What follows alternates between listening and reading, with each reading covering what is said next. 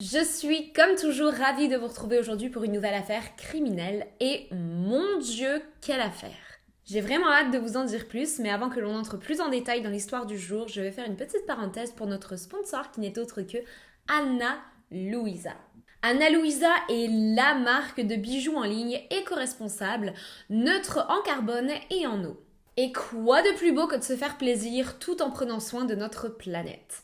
Je pense que je n'ai pas manqué de démontrer mon amour pour cette marque sur cette chaîne au fil des mois, mais pas seulement pour l'originalité de leurs bijoux, mais aussi justement pour la cause qui se trouve derrière la marque. Saviez-vous que Ana Luisa utilise des matériaux 100% recyclés pour créer leurs bijoux dès qu'ils en ont l'occasion? Ce que je trouve vraiment incroyable de la part d'une grosse marque de bijoux comme la leur. On va pas se mentir, il y a très peu de marques de bijoux de luxe qui font cela. Chacun des matériaux que vous allez retrouver à l'intérieur de vos bijoux ont été sélectionnés avec précision dans le simple et unique but de faire en sorte que ces derniers soient le plus résistants possible et de la meilleure qualité qu'ils soient. Le but de la marque est clairement de nous faire réaliser que l'on peut être éco-responsable et ce, jusque dans le choix de nos bijoux. Et honnêtement, je pense que des marques comme Ana Luisa en 2022, on en a bien besoin. Je vais vous partager un petit fun fact à propos de la marque qui est, je pense, mon préféré. Sachez que 100% des pièces ayant un petit défaut sont données à l'association Dress for Success, qui est une organisation dédiée à l'autonomisation des femmes à travers les États-Unis. J'espère avoir pu vous en faire découvrir un petit peu plus aujourd'hui concernant Ana Luisa. N'hésitez pas à vous rendre sur leur site internet et aujourd'hui, mes petits chanceux, vous allez pouvoir bénéficier en plus de cela d'un rabais de 10% grâce au code que vous allez retrouver dans la description accompagné du lien qui est Megan Morgan 10. Profitez-en, ça va pas rester longtemps. Un immense merci encore à Ana Luisa d'avoir sponsorisé notre vidéo du jour. Et maintenant, place à notre affaire. L'affaire dont on va parler aujourd'hui, c'est quelque chose.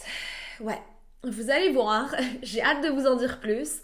Mais en attendant que vous ayez un petit cœur sensible ou un estomac bien accroché, vous pouvez vous installer bien confortablement car on va commencer.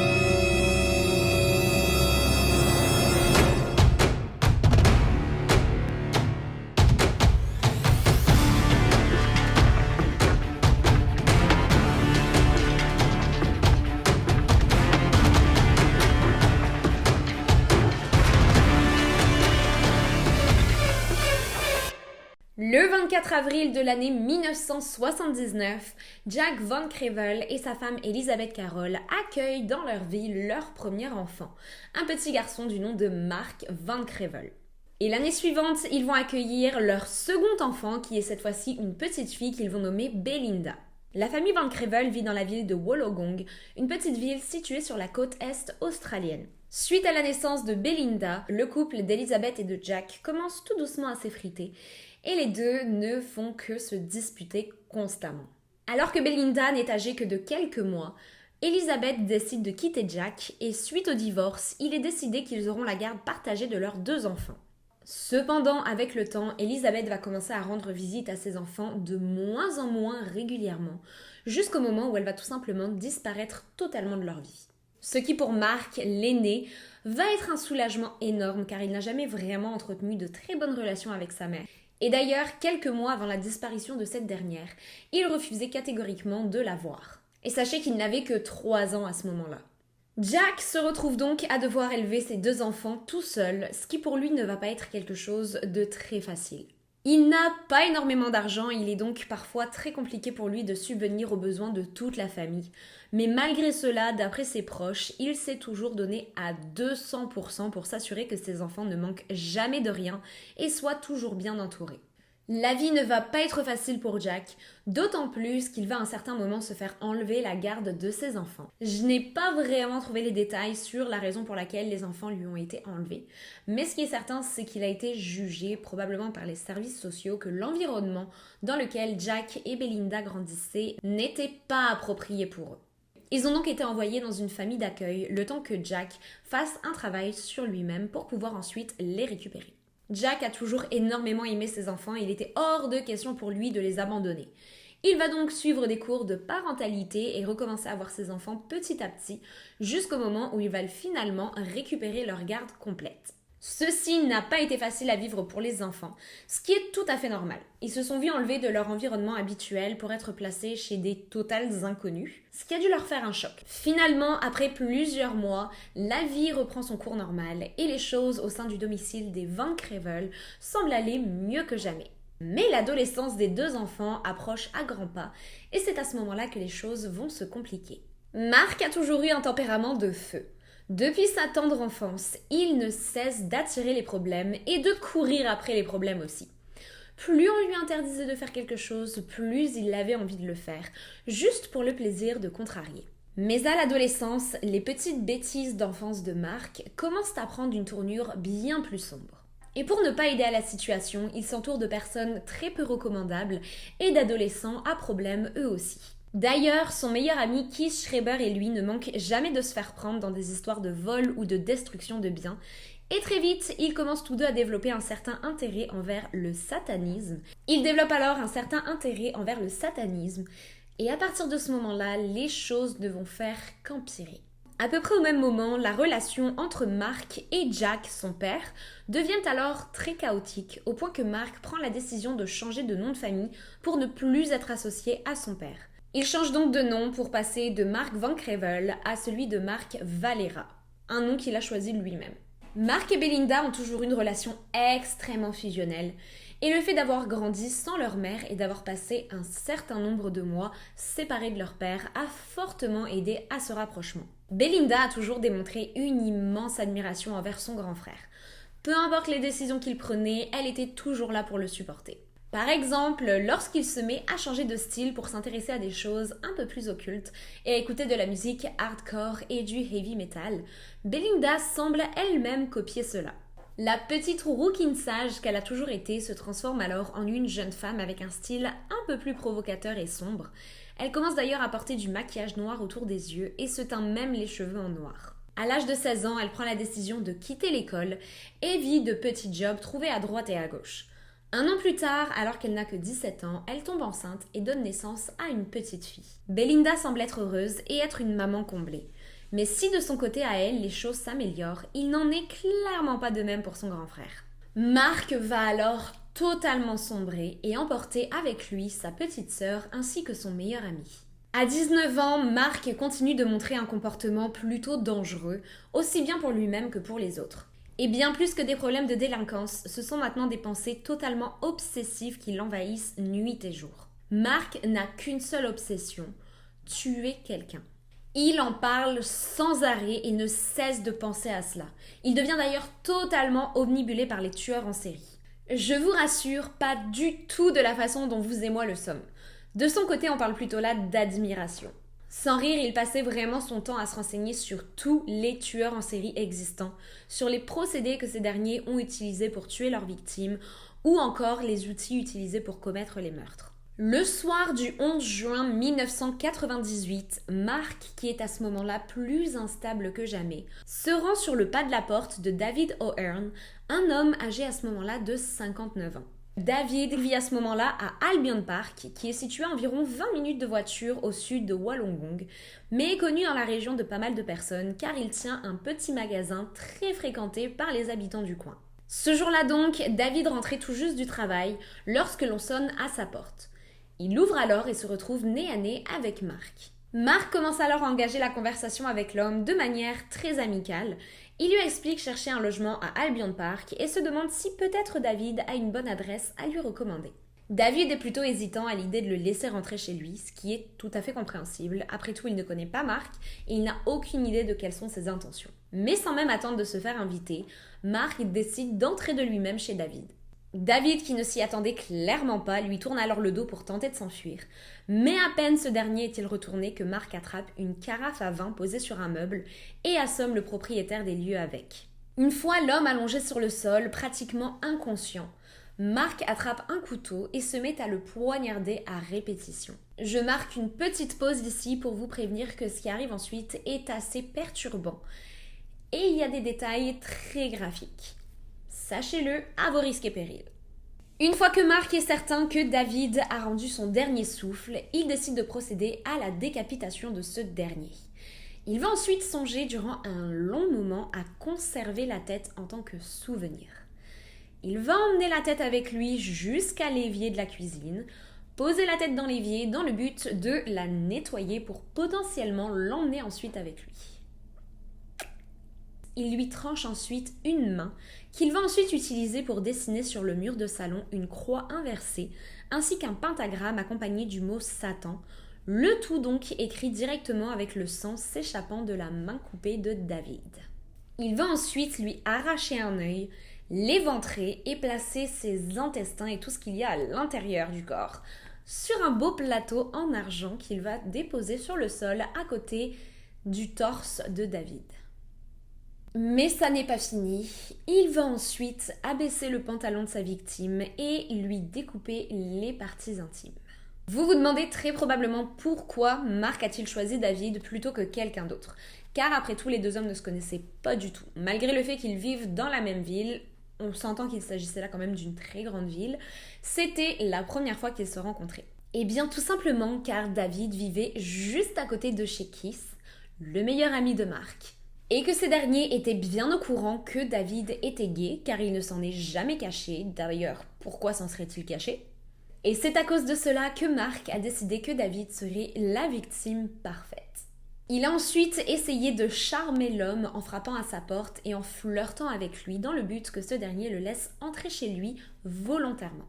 C'est le lendemain matin, soit le 12 juin, aux alentours de 10h à peu près, que la sœur de David se rend chez lui pour s'assurer que tout aille bien, et ce après avoir reçu des appels téléphoniques d'amis affirmant que le magasin de David n'était pas encore ouvert et jamais il n'avait manqué l'heure d'ouverture de sa boutique et encore moins un seul jour de travail. Sa sœur, alors extrêmement inquiète, se rend au domicile de David et se retrouve nez à nez avec la scène de crime la plus traumatisante possible. Elle va bien évidemment tout de suite appeler la police et une enquête va alors être ouverte pour découvrir qui est l'individu tordu responsable de ce massacre. David n'a jamais eu de problème avec qui que ce soit. Bien au contraire, il est extrêmement aimé de sa communauté. Il va donc être plutôt difficile pour les policiers de bâtir une piste. Mais au fil du temps et des indices récoltés sur la scène de crime, ils finissent par créer un profil pour leur tueur. Ils se basent alors sur les dessins sataniques laissés sur les murs de chez David et se disent qu'ils ont probablement affaire à une ou plusieurs personnes pratiquant donc le satanisme ou encore faisant partie d'une secte. Tous les voisins de David sont alors questionnés à savoir si peut-être l'un d'entre eux connaît quelqu'un qui se voue à ce genre de pratique. Et il y a un nom en particulier qui va très régulièrement ressortir. Celui de Keith Schreiber, qui, je vous le rappelle à ce moment-là, vit à seulement quelques maisons de chez David. Les policiers se rendent donc immédiatement au domicile de Keith, mais lorsqu'ils frappent à la porte, ils ont la grande surprise de ne pas être accueillis par Keith, mais par son grand ami Mark Valera. Mark prend cela à la rigolade car il réalise que les policiers sont là pour Keith et pas pour lui. Mais Keith étant absent, il les invite alors à rentrer dans l'appartement et leur dit même de ne pas hésiter à fouiller dans les affaires de son ami. Dans l'appartement sont alors retrouvées tout un tas de choses tout aussi perturbantes les unes que les autres. Aussi bien des livres sur le satanisme ou encore sur les sacrifices humains, d'autres encore sur les tueurs en série et beaucoup de dessins, tous plus étranges les uns que les autres. Ces derniers représentent des scènes de massacre et de torture. Et certains sont même extrêmement proches des tortures ayant été infligées au pauvre David O'Hearn.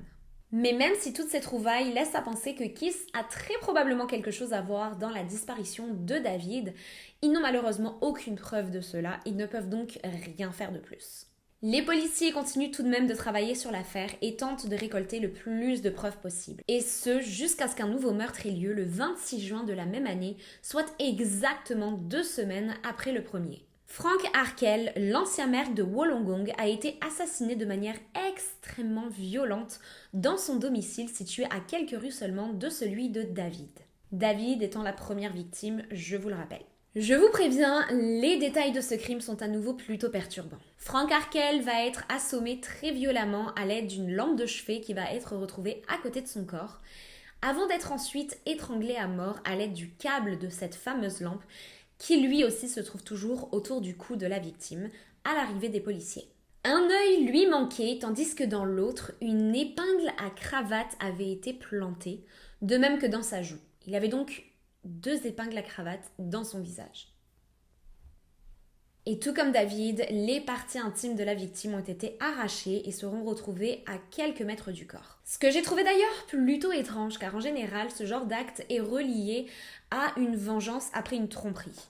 On va retrouver ces affaires de parties intimes découpées dans des affaires où par exemple le mari a trompé sa femme ou inversement. Il s'agit donc là bien souvent d'une vengeance. Or, dans le cas présent, clairement pas. Mais même si ce crime est absolument choquant et inhumain, clairement, les habitants de Wollongong ne sont pas plus choqués que cela, dans le sens où Frank Harkel est à ce moment-là au milieu d'un terrible scandale. 6 mois avant sa mort, il est retrouvé au milieu d'une affaire de pédophilie et de pornographie infantile, après que des images de ce genre aient été retrouvées dans ses affaires personnelles. Frank venait tout juste d'être acquitté de ces accusations, mais il n'en restait pas moins que son image a été extrêmement terni. De plus, Frank, tout comme David, était gay, ce qui met les policiers sur la piste d'un crime homophobe, probablement réalisé par le même individu. Mais cette fois-ci, contrairement à la première, des indices plutôt importants vont être retrouvés sur la scène de crime. Des vêtements, un pantalon style jogging et une paire de baskets. Ces derniers sont retrouvés sur le sol de la maison, non loin du corps, et clairement, ils ne peuvent pas appartenir à Frank, qui n'a jamais porté ce type de vêtements et qui est un homme de 62 ans qui passe le plus clair de son temps en costume-cravate. Les vêtements sont alors diffusés partout dans les médias dans l'espoir que quelqu'un les reconnaisse. Et seulement quelques jours plus tard, justement, un appel est passé au poste de police de Wollongong. Une jeune femme affirme que son petit ami possède exactement le même pantalon et la même paire de chaussures, mais qu'étrangement, depuis que ces derniers ont été diffusés dans les journaux, elle ne l'a pas vu les porter de nouveau. Les policiers lui demandent alors le nom de son petit ami et elle leur répond qu'il s'agit de Mark Valera. Tintintin. Les policiers qui jusqu'à là suspectaient Keith de ces crimes se retournent alors vers le meilleur ami de ce dernier. C'est alors que l'un des policiers, particulièrement intelligent, se souvient que lorsqu'ils se sont rendus au domicile de Keith pour le fouiller, c'est Mark qui leur avait ouvert la porte. Et pour pouvoir procéder à la fouille du domicile, ils ont dû demander à Mark de signer une décharge, ce que Mark avait fait volontiers. Et c'est là que l'intelligence du policier va vous impressionner. Il se souvient d'avoir vu Mark tenir la feuille de papier dans ses mains lorsqu'il l'a signée, ce qui bien évidemment laisse des traces d'empreintes digitales. Et aussi bien au domicile de David, la première victime, qu'à celui de Frank, la seconde, des traces ADN ont été retrouvées un peu partout sur la scène de crime. Mais Mark n'ayant jamais eu le moindre problème avec la justice auparavant, ces empreintes digitales ne se trouvaient pas dans la base de données de la police. À chaque fois donc qu'ils comparaient les empreintes digitales, il n'y avait aucun résultat. Avec cette feuille de papier, ils allaient enfin donc pouvoir comparer les empreintes digitales des scènes de crime avec celles d'un potentiel suspect. Et lorsqu'ils vont le faire, quelles ne vont pas être leurs surprises lorsque ces dernières vont s'avérer être positives et être un match. Malheureusement, ceci ne suffit pas pour procéder à son arrestation car les policiers doivent être sûrs à 100% que Mark est bien le tueur. Et pour cela, ils vont décider de le suivre nuit et jour et de surveiller le moindre de ses mouvements. Mais ce qui va ensuite arriver a surpris absolument tout le monde car personne ne s'y attendait. Mark va de lui-même se rendre à la station de police pour avouer ses crimes. Il explique avoir fait ce qu'il a fait tout simplement sur le coup de la colère et parce qu'il avait toujours voulu savoir ce que ça faisait de tuer quelqu'un. Les policiers l'emmènent alors immédiatement au domicile de David O'Hearn, où il va lui être demandé de reconstituer tout ce qui est arrivé durant le meurtre, tout d'abord pour savoir si effectivement ce qu'il raconte est plausible, mais aussi pour avoir les détails sur la manière dont il a procédé pour mettre fin au jour de l'homme, ainsi que toutes les mutilations terribles lui ayant été infligées. Les affaires personnelles de Mark sont alors fouillées, et parmi celles-là sont retrouvés un livre dédié aux tueurs en série, dans lequel Mark a fait tout un tas d'annotations. Et sur la première page de ce livre, il a inscrit « Liste des personnes à éliminer » et dans cette liste, on peut retrouver les noms de David O'Hearn ainsi que celui de Frank Harkel, parmi bien d'autres personnes. Autant dire donc que si Mark n'avait pas confessé de lui-même et n'avait pas été arrêté à ce moment-là, il aurait très probablement continué sa liste de meurtres jusqu'à ce que toutes les personnes de sa liste soient éliminées. Il est bien évidemment immédiatement arrêté et lors de son procès en décembre de l'année 2000, il va expliquer avoir été agressé sexuellement par son père dans son enfance et que ceci est la raison l'ayant poussé à commettre ces meurtres terribles. D'après lui, sa décision de tuer David est tout simplement due au fait que l'homme a tenté précédemment de flirter avec lui, ce qui lui aurait renvoyé des flashbacks de son agression. Et concernant Frank, les allégations de pornographie infantile lui ont tout simplement rappelé son propre cas et ce dont il a souffert. C'est pourquoi il a décidé de le tuer à son tour. À la fin de son procès, Mark Valera va finalement recevoir 2 condamnations à perpétuité sans la moindre possibilité de libération conditionnelle. Ce qui va d'ailleurs marquer l'histoire de l'Australie, car Mark est le plus jeune détenu à recevoir une condamnation à vie sans possibilité de libération conditionnelle, car lors de son agression, il n'était âgé que de 19 ans. Notre histoire pourrait alors s'arrêter là. Sauf que non! Est-ce que vous vous souvenez de la petite sœur de Mark, Belinda Van Crevel? Eh bien, cette dernière a extrêmement mal vécu l'arrestation de son grand frère, qui, je vous le rappelle, est un modèle absolu pour elle. Et durant l'audience, lorsque Mark va parler de l'agression dont il a été victime dans son enfance, Belinda va totalement perdre son sang-froid. Je tiens d'ailleurs à préciser que cette agression n'a jamais été officiellement prouvée. Jusqu'à là, rien n'a été déterminé et il y a même apparemment de fortes probabilités que Mark ait tout simplement inventé cela. Mais je ne peux pas l'affirmer. Bref, à ce moment-là, Belinda est en couple et pas avec n'importe qui, car elle est en couple avec Keith Schreiber.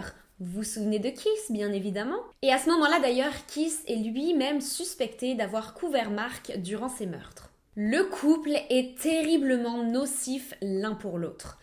Keith a de terribles troubles mentaux et semble être quelqu'un de très instable. Et Belinda de son côté est accro à la drogue et est à peine capable de s'occuper de sa fille âgée à ce moment-là de 2 ans. Car oui, je vous le rappelle, Belinda est maman d'une petite fille. Lors du procès de son frère, Belinda a affirmé devant les caméras que Mark est totalement innocent et qu'il est terriblement injuste qu'il se retrouve derrière les barreaux. D'après elle, c'est leur père, Jack Van Crevel, qui devrait être arrêté pour ce qu'il a fait à Mark. Et seulement 1 semaine après le procès de Mark, Belinda va demander à son petit ami, Keith, de lui rendre visite car elle a quelque chose de très important à lui dire. Elle explique alors que son père, Jack, a agressé sexuellement sa fille de 2 ans et qu'il ne cesse de rabaisser Keith derrière son dos et de faire en sorte que Belinda se sépare de lui. Ceci va alors mettre Keith dans une rage folle, ce qui était prévu et ce qui faisait d'ailleurs partie du plan de Belinda pour mettre la phase finale de son plan en action. À ce moment-là, Belinda et sa fille vivent sous le même toit que Jack, et ce malgré des tensions plus que palpables entre elle et son père. Ce soir-là, Belinda se rend dans la chambre de sa fille alors que Jack se trouve encore seul dans le salon. Des cris vont alors retentir et Belinda tente tant bien que mal de les ignorer, mais sa fille commence à se demander ce qu'il se passe. Belinda lui bouche alors les oreilles et lui explique que tout va bien et qu'elle n'a pas à s'en faire. Mais malgré ça, la petite fille continue à demander pour quelle raison son grand-père est-il en train de hurler de cette manière et qu'est-ce qui est en train de lui arriver. Le fracas est absolument terrible et va durer de très longues minutes. Mais à peine le calme est-il revenu que Belinda va quitter la maison avec sa fille dans les bras, monter à bord de son véhicule et se rendre directement à la station de police de la ville. Elle explique avoir été dans la chambre de sa fille accompagnée de cette dernière, mais avoir entendu dans la pièce juste à côté des hurlements ainsi que des respirations rauques et être persuadée que quelqu'un s'est introduit dans leur domicile. Lorsqu'on lui demande si son père, Jack, est encore en vie ou non, elle explique ne même pas avoir pris la peine de vérifier et s'être directement enfuie avec sa fille dans le but de se protéger, elle et cette dernière. Entre-temps, les policiers se sont rendus au domicile de Jack Van Crevel et ont bel et bien affirmé que ce dernier avait été assassiné. Belinda est à ce moment-là toujours en présence des policiers et l'un d'entre eux lui demande qui, d'après elle, peut bien être derrière ce crime. Elle va nier un certain moment savoir de qui il s'agit, mais à force d'insister, elle finit par dire que Keith est peut-être derrière cela, car peut-être a-t-il voulu défendre l'honneur de son meilleur ami. Elle évoque même la possibilité que Keith ait rendu visite à Mark en prison et que ce soit Mark qui ait commandité à son meilleur ami de tuer son père. Et ceci est extrêmement possible car dans le fameux livre dédié aux tueurs en série que Mark traitait comme la Bible, littéralement, il avait donc écrit le nom de plusieurs personnes à assassiner et dans les premiers noms de la liste trouvait celui de Jack Van Crevel. Keith est alors arrêté pour être questionné Et immédiatement, sans la moindre hésitation, il avoue le crime et il va même aller jusqu'à décrire la manière dont il a opéré pour tuer Jack. D'après lui, Belinda avait laissé une hache spécifiquement pour lui à l'extérieur de la maison, contre la porte d'entrée, et avait volontairement déverrouillé toutes les portes et fenêtres du domicile. Une fois à l'intérieur de la chambre de sa fille avec cette dernière, Belinda a alors envoyé un signal à Keith pour lui dire que c'était bon et qu'il pouvait procéder au meurtre. Keith a alors attrapé l'arme laissée à sa disposition avant d'entrer dans le domicile de Jack et de l'assaillir de coups de hache. La scène de crime est entièrement fouillée et effectivement de nombreux indices concordant avec la version des faits de Keith sont retrouvés, de même que de nombreuses traces d'ADN correspondant à celles de Keith qui vont être retrouvées un peu partout et notamment sur la hache ayant servi pour le crime. Keith est alors arrêté et lors de son procès reçoit 12 ans de prison sans la possibilité de libération conditionnelle. En 2012, il va être libéré temporairement puis renvoyé derrière les barreaux après qu'il ait été déclaré qu'il n'était pas en capacité de se réhabituer à la vie normale et que sa réhabilitation a été bien trop rapide. Quant à Belinda, elle aussi se retrouve jugée pour complicité de meurtre et reçoit une sentence de 7 ans derrière les barreaux avec 3 années sans possibilité de libération conditionnelle. Et même depuis la prison, Belinda et Chris vont conserver leur relation amoureuse et vont continuer de s'écrire très régulièrement. En 2007, Belinda va être libérée et tente de reprendre une vie normale. Elle rencontre alors un homme, Marshall Gould, dont elle va tomber follement amoureuse et le couple s'installe ensemble. Cependant, 3 ans plus tard, en 2010, Belinda est de nouveau envoyée derrière les barreaux après avoir agressé son petit ami à l'aide d'un couteau. Apparemment, cette dernière était sous l'influence de drogues extrêmement fortes lorsqu'elle a attrapé un couteau et a commencé à poignarder son petit ami à répétition dans le bras. D'après Marshall, elle l'a même appelé à plusieurs reprises par le nom de son défunt père, Jack. Il explique que son regard était totalement vide et qu'elle s'est jetée sur lui en moins de quelques secondes, le couteau à la main. La police a donc dû intervenir et placer de nouveau la jeune femme derrière les barreaux pour un total de 3 ans cette fois-ci. En 2013, elle va être libérée et vit aujourd'hui une vie en toute liberté dans l'Est australien. La garde de sa fille lui a bien évidemment été retirée et elle a été placée dans une famille d'accueil. Et même si plusieurs articles ont révélé l'identité de sa fille, j'ai jugé que lorsque cette affaire s'est passée, elle était encore mineure et j'ai donc préféré personnellement pour cette affaire garder son anonymat. Vous le savez, Belinda a toujours grandement défendu son frère. Et durant l'année 2015, elle participe justement à un documentaire australien dans lequel elle explique vouloir se reconstruire et vivre une vie normale, mais continue cependant d'insister sur le fait que son frère est, d'après elle, innocent et reste la personne qu'elle aime le plus au monde. Mais il y a quelque chose dont elle n'était pas au courant à ce moment-là. Vous vous souvenez ce fameux livre dédié aux tueurs en série contenant la liste des personnes à assassiner de Mark ? Bien évidemment, ça fait la 3e fois que j'en parle, merci de suivre. Bref, en dessous du nom de Jack, se trouvait celui de sa petite sœur bien-aimée, Belinda Van Crevel. Mais malgré cette découverte, Belinda semble prendre cela à la rigolade et continue de clamer son amour pour son grand frère, qui voulait l'assassiner. Et voilà donc qui conclut notre affaire du jour dédiée à la famille Van Crevel. Et mon Dieu, quelle famille! Comme toujours, laissez-moi vos avis, vos réactions, vos opinions, tout cela en commentaire. Et si ça n'a pas encore été fait, n'oubliez pas de vous abonner et d'activer la petite alarme pour être informé des futures publications de mes vidéos. Un énorme merci encore à Anna Louisa de sponsoriser notre vidéo du jour et n'oubliez pas surtout de vous rendre dans le lien en description pour en découvrir plus sur leurs magnifiques bijoux et profiter de 10% de rabais grâce au code MEGANMORGAN10. Sur ce, je vous dis à très bientôt pour d'autres histoires toutes plus glauques les unes que les autres. Bye!